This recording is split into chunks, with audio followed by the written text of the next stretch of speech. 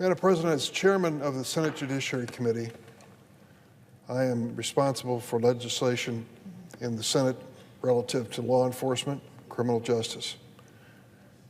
It's an awesome responsibility, and I think about it quite a bit because the first thing all of us want is the safety of our families and our communities. It's the first question asked. How safe is that area of Chicago? How safe is that part of Springfield? It's a reality, and it's a natural reaction. And I've had, during the course of my congressional career, the opportunity to meet many of the men and women in law enforcement. Let me tell you, there are some outstanding people who literally get up in the morning, put on that badge, and risk their lives. They go out for just a routine traffic stop, and they could end up dead. That is the reality of police work in a dangerous world, particularly in a world awash with guns as we are in the United States. Having said that, acknowledging that reality, I also know that there are cops who are doing terrible things. That was brought home to America vividly over the last several days. You see, videotapes and DNA evidence have changed our conversation about law enforcement and justice. We now know just what happened, not an account of what happened. We know what happened. We see it on videotapes over and over and over again. And we know sometimes that people who have been found guilty of crimes and are serving long sentences, turns out the DNA evidence proves it couldn't possibly have been them responsible. A gross miscarriage of justice for the person who was incarcerated, and even worse, the fact that the person who is culpable, blamable, should be prosecuted, may somewhere be on the loose. Videotape and DNA has changed it. Many Americans are struggling with feelings of grief and disbelief after they watch the videotapes of Tyre Nichols being beaten to death by a group of Memphis police officers. Mr. Nichols, a 29-year-old father of a young son, he worked the second shift at FedEx's facility with his stepfather. He loved skateboarding and photography, and he loved his mother so much he had her name tattooed on his arm. He had no criminal record. One friend told a reporter that Mr. Nichols was even thinking about being a police officer to try to make the system better from the inside. The videotapes of the deadly assault on Mr. Nichols by Memphis police officers on January 7 are horrific and sickening. They show at least 5 officers attacking Mr. Nichols with their fists, boots, batons, tasers, and pepper spray while yelling contradictory orders to him. They continued pummeling Mr. Nichols even as he screamed in pain, begged them to stop, called out for his mother.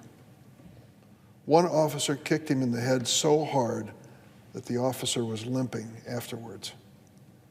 When the beating was over, another officer propped an apparently unconscious Tyre Nichols up against the side of a squad car, while the others laughed, fist bumped, and tried to justify their awful behavior. It took 20 minutes for an ambulance to arrive, even longer for medical aid to be rendered. Tyre Nichols died 3 days later in a Memphis hospital. An independent autopsy revealed he had suffered extensive bleeding caused by a severe beating. That's a quote. The killing of Tyre Nichols follows years of devastating tragedies and needless loss. Who can ever forget George Floyd? When I saw the videotape of what happened to him and saw that policeman with his knee on his neck stare straight at the camera, I'll never forget that. Breonna Taylor, shot in her apartment. In my own home state of Illinois, Laquan McDonald, a videotape that was held back from the public for over a year, finally was brought to light, and people saw that he was shot in the back repeatedly over and over and over again. So many others.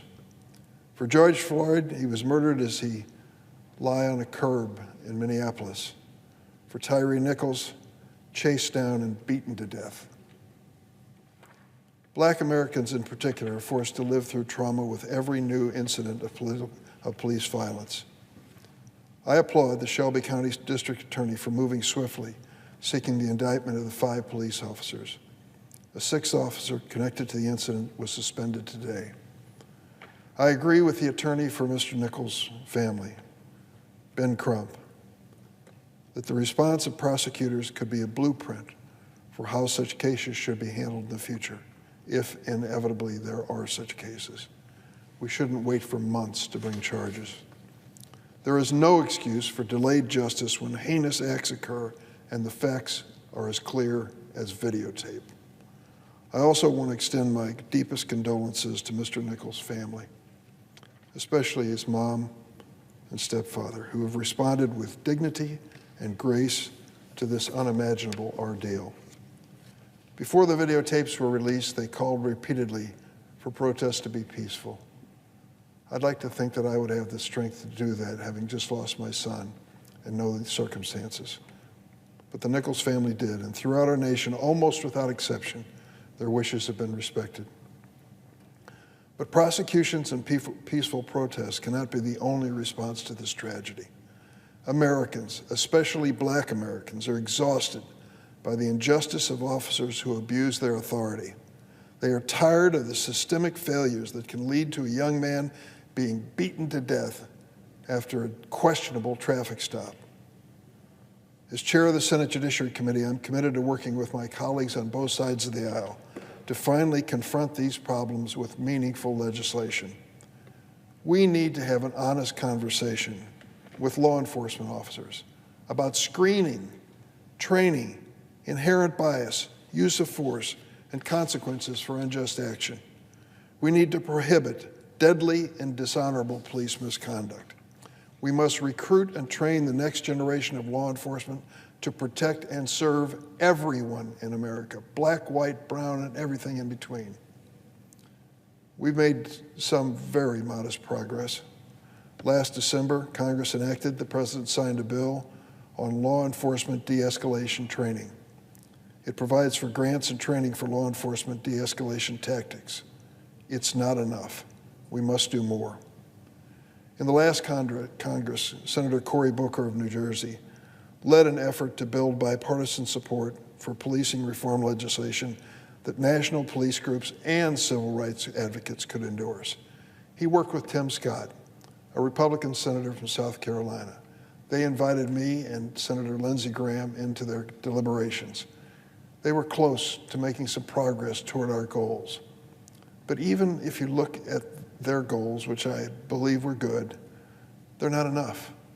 Simply to say we're going to ban chokeholds or we're going to deal with warrantless searches in a different way doesn't get to the heart of the issue.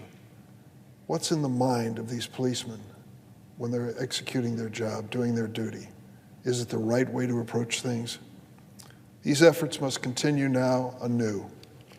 We owe it to all of the families who have lost loved ones in these horrible acts of brutality, and to the families who fear that their loved ones could be next, to pass a law that will help ensure justice and accountability in our policing system. The vast majority of law enforcement officers are appalled and angered by the deaths of Mr. Nichols and others. They deserve our thanks, and I believe they will support bipartisan efforts to prevent such abuses and punish those who commit them. As I mentioned, Tyre Nichols loved photography. He loved photographing the world as he saw it. One of his favorite images, which appears again and again in his photos, was the image of a bridge. It's time for members of the Senate to bridge our differences and pass a policing reform so that Tyre Nichols' death will not have been in vain. Madam President, I ask that another statement on the debt ceiling that I have be placed in the record in a separate location. Without objection. Madam President, I yield the floor.